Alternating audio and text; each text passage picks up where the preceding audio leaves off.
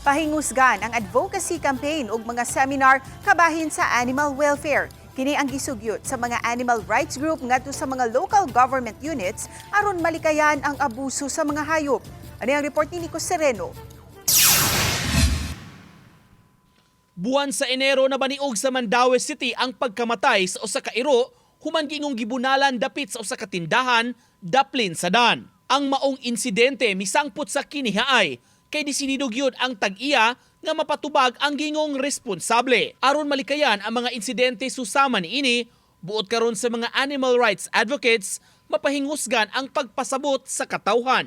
Sa pakigmeeting tali ni Mayor Jongki Uwano sa makadagkuan sa City Veterinary Office, Department of Agriculture ug mga advocacy groups, usa kini sa nahisgutan. Kundiin misugyot sila sa pagpahigayon og training o seminar sa mga pulis ug barangay staff kabahin sa animal welfare issues ug mga balaod kabahin niini.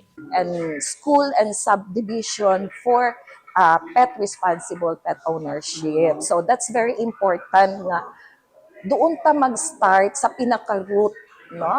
Doon tayo mag-start sa pinaka-problem, yung educational campaign. It's already a special law, so criminal act na siya karon ang abuses sa animals.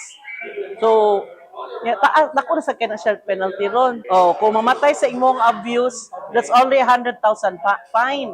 O niya, ang imong prisuan na 1 year and a half.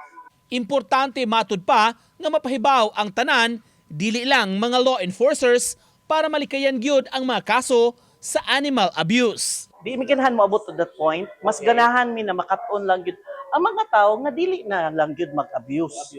Oh, okay, we are not here for prosecution. We are here for you to learn and respect animals. Nico Sereno, Balitang Bisdak.